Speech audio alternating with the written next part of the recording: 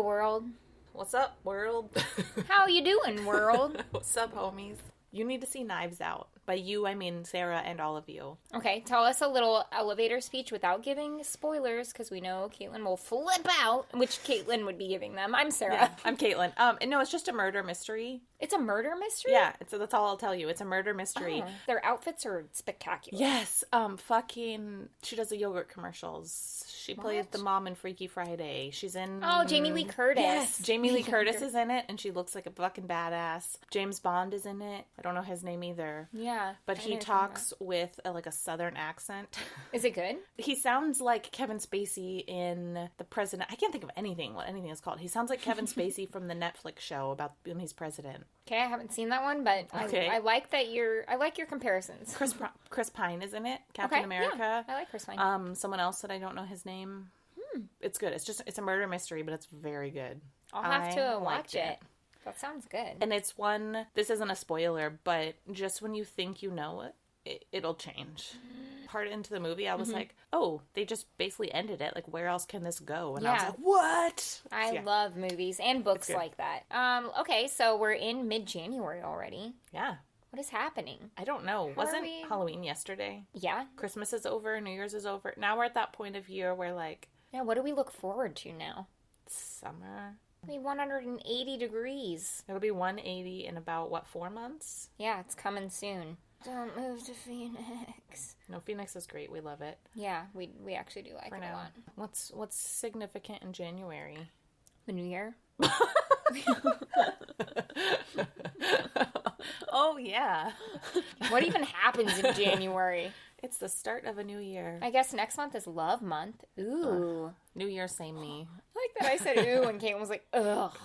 Well, I mean ooh for the fun themes we could do. Spouses who kill spouses. I don't know, something like that. People who love to kill.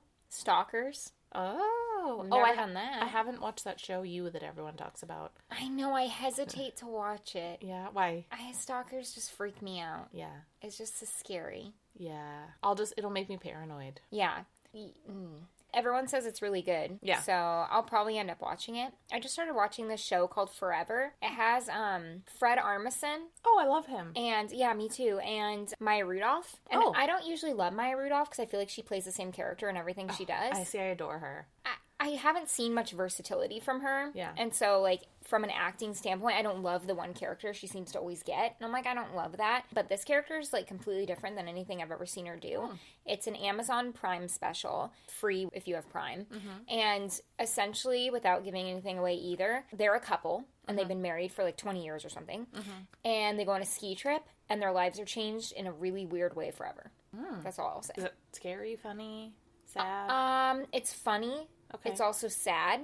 Okay. I'd say it's kind of a dark comedy. Like, have you seen The Lobster? Yes, I like The Lobster. It kind of reminds me of that. The humor reminds me of The Lobster a little bit. Like, it's just dry. Yeah. It's a little dry. I like The Lobster. It's very weird. I love The Lobster. But it is a dark humor. There's one scene in The Lobster. Have you guys seen it? It's a film. Yeah. With, I can't think of anyone's name. The woman from The Mummy. Yes, and Colin Farrell. Yes, Colin Farrell, and then the woman from The Mummy, like, she's... I guess the mom in one of them. But she's like the leading lady. Who's married to Brendan Fraser. Yes. I forget her name. Yeah, she's great. Oh, I think she's actually married to Daniel Craig. James Bond, isn't she? I'm pretty sure she's married to James Bond. Look at us connecting all these dots today. I'm pretty sure. Well, anyways, the two of them are in The Lobster. It's a dark comedy film. The premise is that if you don't find love in a certain amount of time, you have to be turned into an animal.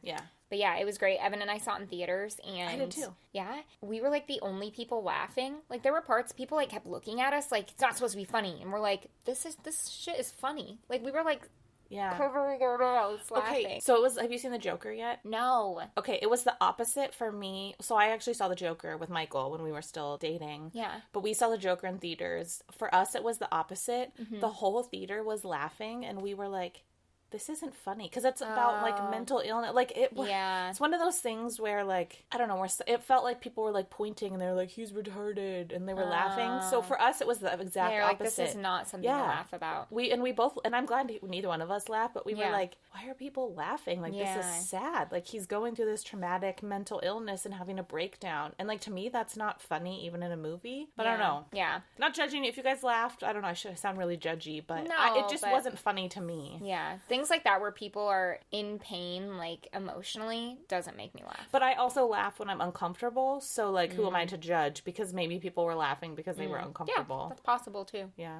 Have you guys seen any new shows or movies lately that you'd feel like recommending? No? Okay. No, sorry, we gave you your chance. We should stop blabbering and tell them about our beer and what's our theme first? Our theme is murder for hire. Ooh.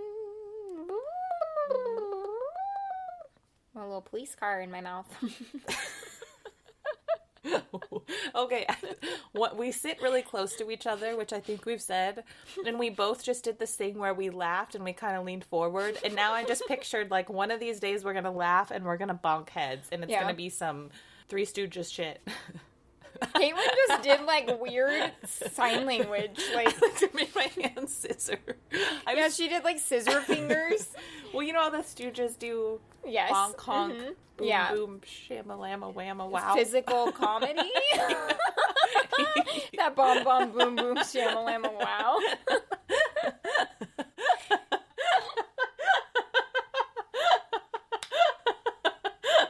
Everyone, hold your breath. See how long you can hold it while Caitlin laughs.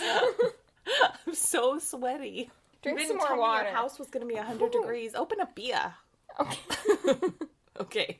Oh, and we will go back to doing beers from the location the crime happened. Yeah, we'll go back to that. We're finishing up our seasonal kick, and we picked a few beers based on the labels because we thought they looked cool. Then we'll go back to our location beers. Yeah. And if you haven't been listening since the beginning, because we did holiday beers for a long time, we usually pick a beer from the state, city, or area that the murder, crime, or mystery took place. Yeah. Okay, tell them about your beer. Okay, so I'm going to tell my story first. This is Sarah. This is the Speakeasy Prohibition Ale. It's a boldly hopped amber ale that strikes the perfect balance. It's from San Francisco. Oh, it is from Speakeasy Brewing. I think we've had a beer from Speakeasy before. Yeah, we have. So it's Speakeasy Brewing's Prohibition. Prohibition. No bros allowed.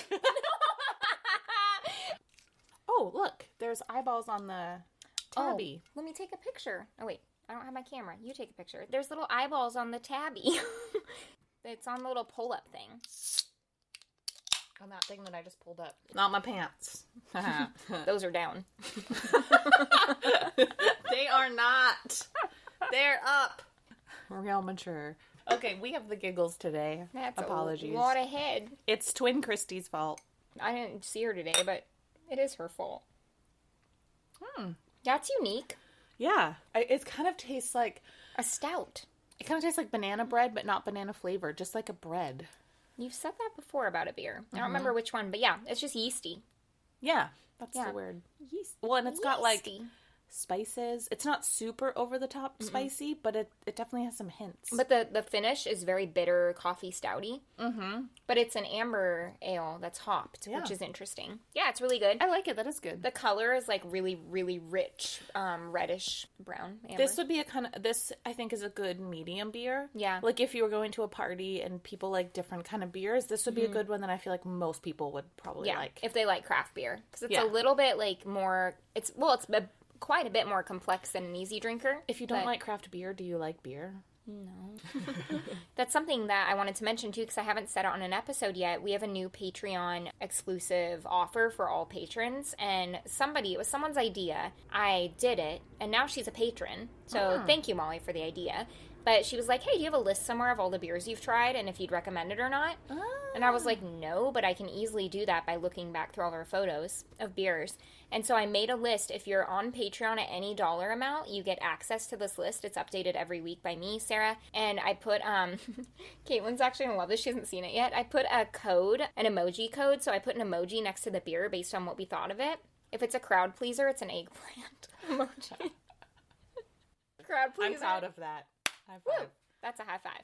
Just if anyone would like it, so maybe this would be a crowd pleaser. And then there's a little spyglass for most unique, highly recommend, would not recommend. Just different things based on what I remember. You did send it to me, but it's been such a busy weekend, I haven't even... Yeah, that's okay. I'm behind, falling behind. But if you guys join Patreon, you can get access to that list of beers versus having to go find them all yourself by listening. Can I get the list for free? Yeah, Caitlin, you're on this podcast. Okay, thanks. Alrighty. All right, tell me your murder for hire story. I just get to listen. I get to listen. Hey, hey. Very nutty. That's what that is, that beer. You're very nutty. Maybe. Maybe I am, and maybe I'm not. My murder for hire story is the story of Ariet Girgis. So, my sources are Oxygen, an episode called Murder for Hire, findagrave.com, casetext.com, NBC Los Angeles CBS, and Vic Jolly for the Orange County Register. Thanks, Vic. Thank you, Miss Jolly. For she's a jolly good... Wait, why are you assuming Vic's a girl? Ooh, I thought it was a vapor rub.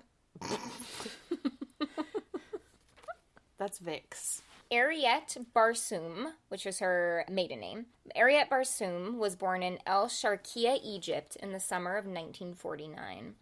El Sharqiya is in northern Egypt. Its capital, not to be confused with Zigzag, is Zagazig. That's the capital of this place, Zagazig. Yo, it was just incubating. You gave birth. Disgusting. You gave birth to a beautiful... So disgusting. That was horrifying, Caitlin. So most of El Sharqiya is rural, and as much as 60% or more of the district in Egypt is in poverty. However, Ariet's, it's really high area of poverty. But Ariet's family was not in poverty. She grew up in a more privileged family in El Sharqiya. So as an adult, Ariet decided to move to California. Kind of like Yana Kassian, our episode for celebrity crimes. Same sort of thing. She was like educated and smart, and she just had big dreams. She moved to California in her 20s, and when she was 30, she decided to go back home to Egypt because her parents had found someone perfect for her to marry. And so she was like, great, I'll meet him. The guy that they found for her was an Egyptian doctor named Ariet Girgis. So after 1 week of dating, Ariet and Magdi actually got engaged because that's kind of everyone knew. Yeah. Yes, yeah, exactly. So they got engaged, and after another week, the two were married. And after getting married, the couple decided to move back to California. Magdi hadn't lived there, but Ariet had and really wanted to go back. So the two of them went where she'd been living before. And so shortly after getting married, Ariet became pregnant with their first child, a baby boy who they named Richard. And quite a few years later, the two had their second son, Ryan. So Richard, Ryan, and then the parents. So while in California, Magdi got his license to legally practice medicine in the USA. He was a respiratory therapist, and so he got to continue that work. And in the beginning of their relationship, things seemed really normal to everyone who knew them, but everything wasn't really sunshine and roses at all, actually. Magdi was absent most of the time. He worked really long hours, which also made him very negative and impatient. He was just always frustrated because he was exhausted and working too hard, and it gave him, no time left for his family. He was also really weird about the family finances, being very controlling and even secretive in regards to it. Ariet had no idea how much money they had, what it was being spent for. She didn't really get to see it. Yeah. It was not being spent that much on her or her son's education or anything. She sometimes had to scrounge up money herself to, provide. He was just, hoarding it, I guess. So worst of all, Magdi often had violent, unexpected outbursts when he'd get upset, which was often. So once when Richard, their oldest child, was 10... Richard spilled a little food on his homework while he was working, and his dad choked him to the point of lifting him off the ground. Holy shit. Yeah, so he was very violent. He's like Homer Simpson in real life. Yes. But a doctor. And not in a funny way. So Magdi had many other episodes where he'd kick his sons, choke them, hit them, etc. But the physical abuse didn't stop at the boys. He was known to do the same with Ariet. But with her, there were added layers of emotional abuse that he didn't. Of course, there was emotional abuse with the children, but it was different with the wife. Yeah. So he chose only to show affection to her, at all, after a fight or an outburst. And I think he did that, in a manipulative way. This is the only time I show you affection. So even though I'm abusing you and it sucks, you might stay because it's the only moment you get anything real from me. And then literally nothing else the rest of the time. So Ariet, Richard, and Ryan were all really afraid of Magdi. Once they even slept in the same room in the house, a spare room, and they barricaded the door at night to keep themselves from him. Well, he was in the same house. The three of them would sleep in a different room and, lock the door and put the bed against it. And, they were just afraid at night. In February of 2004, Richard took Ariet to the hospital. Her eyes were swollen shut, and her nose was bloodied. So Ariet had asked Magdi to help more with the sons financially. She told him that his brother, so her brother-in-law, Magdi's brother, pays for